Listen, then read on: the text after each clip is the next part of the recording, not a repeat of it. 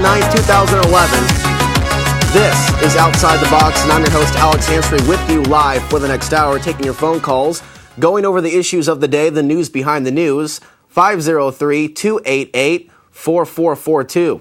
A lot of stuff we're going to talk about tonight. We're looking forward to your phone calls, and we'll also talk a little bit about preparedness. It's very important that every few months or so we pause and we discuss basic preparedness, whether you're going to do prepare for a situation where you have to leave your home or, of course, shelter in and have all the supplies that you need in your home. These are things a lot of people right now in the world are thinking about. Some people know about the grand global conspiracy, if you will. Some people are simply only concerned about earthquake readiness, being prepared for the big one. And some people, of course, have their focus on something completely different. In my personal opinion, at this stage of the game, the things taking place on the planet, it's very important for us to establish community, but to get to that point to where we can communicate on a level playing field. In any case, situation that we're in, wherever we are, we have to strive to find the very things that are similar between us, not different. And we have a situation right now on the planet where a lot of people have no money and have no hope for the future. And instead of realizing why we're in this situation, many people are looking at each other, blaming each other for why things are the way that they are. On the other hand, you also have a lot of people that are waking up that were dead asleep years ago as to why things are happening the way that they're happening, also why they're happening at a more increasingly rapid rate. And so we're seeing the escalation of a lot of different things. These are some of the things that we'll talk about tonight. Extreme weather events help drive food prices to record highs. And we have this one, China buys up EU government debt. Here's another one, shift of Earth's magnetic North Pole affects Tampa Airport. That's a very interesting one. And we'll also talk about the dead birds and the millions of dead fish.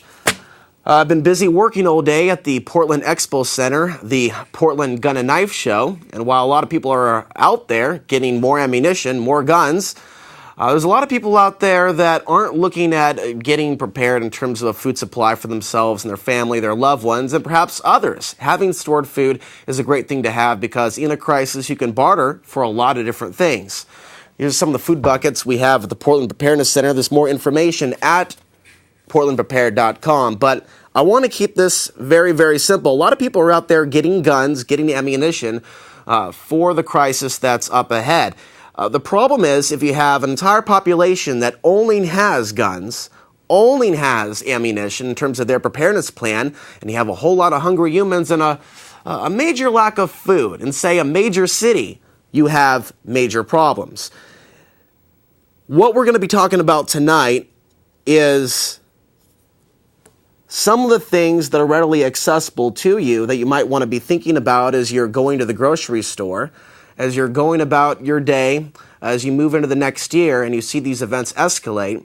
We ought to be thinking more and more as Portlanders how we can create the tribe that we need in our own lives to make it through the challenging times ahead, because a lot of people think that we're all going to be able to go out in the woods if it hits the fan and get our own deer and be our own personal Rambo. The problem with that mentality is if you have only 10% of the population running to the hills, in less than a year, most of the wildlife's going to be gone. I think those deer are going to be a little bit more aware than we think that a whole bunch of hungry humans are going up to Mount Hood. Granted, that is, if people in a crisis are going to be able to make it through the checkpoint to Mount Hood. I think people ought to be thinking more about changing Portland to a better image than what it currently is, raising the vibration, and thinking less about a situation where we automatically have to run to the hills. I think we should be doing some things in our own city right now for the better. I think there should be more people, local activists, holding Mayor Sam Adams to task and doing a lot of things locally that we do have the power to do. So I've been talking about a lot of things since I've been doing this show for 5 or 6 years. And I do predict that 2011 is the year of both mental illness and enlightenment for some people, based on how they perceive the events that are happening around us. Mental illness. There are too many people that are too aware of the problem, that know so much about the problem. FEMA camps, chemtrails, that they say things about their reality, incorporate things in their language like, this is killing me, or we're all going to die, or, oh my God, the birds are dropping. Yes, we have a situation happening on the planet. We'll get in the news later. But how do we relate emotionally to the news? And what does emotional maturity actually mean, holistically? What does it mean to be emotionally mature and able to process complex, sometimes terrifying pieces of information, but be the observer to look at it objectively and see our way out of a crisis by planning ahead and also being grateful, whether it be to the lucky stars around us or to the World Wide Web or to other people providing information that points the way outside the door of the cage that we're in. And so all of this is important, and we are blessed with an abundance of information.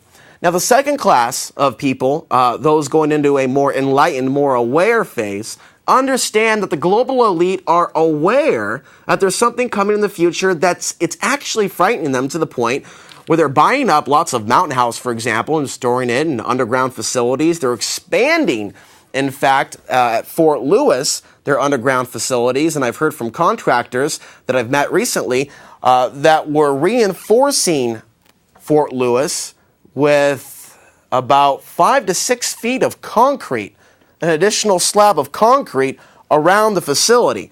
And we're seeing a lot of military drills. We've seen Portland's experienced a lot of different drills. We've talked about that on the show. What is the federal government looking at in terms of the future that has them so concerned to where they're making these contingency plans? And then, of course, you do have government staging events, staging terror attacks, staging economic declines. They can centralize wealth, centralize power, centralize control. But still, there are other unknown variables out there in this world in terms of what is more powerful than government that could possibly be coming to planet Earth. Knowing that they're on some sort of a timeline makes me very interested in terms of what they're worried about. In other words, if the New World Order has full-on control over everything, what's the hurry? I mean, seriously, what is the hurry? All this stuff escalating. Consolidation of the food supply, Senate Bill 510, the renewed war on the organic food market, war on raw milk, vitamin supplements. We read on the show last week in Britain, they are going to be banning things like skullcap and other medicinals like Padiarco, things that help cleanse the system, by next year. It makes us think more about perhaps we should be stocking up on some of these supplements, vitamins, nutrients, food that is rich in nutrients, instead of just assuming that we're going to have a rich, abundant, affordable amount of it in our store shelves in the coming days and the coming years. Remember, every grocery store only has about enough food for about 3 days. So all these things have to be taken into consideration.